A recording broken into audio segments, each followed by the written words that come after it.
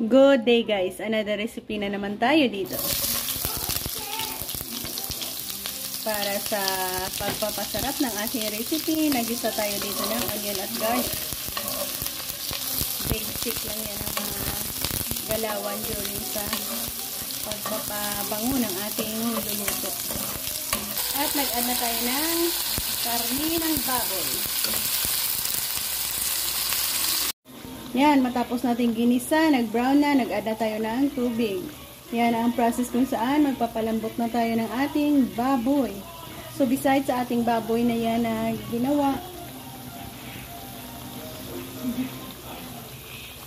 gagawa rin tayo ng gulay-gulay. So, kumuha tayo ng extra pieces dyan. Yan, mabango na. At masarap. And dito na tayo mag-end guys. Ayan. Dito na sabaw. At ayan na nga, soft na. At pwede na natin sa umahating. Ayan, sobrang lambot na. So thank you again for joining us sa ating pag-adobo dito.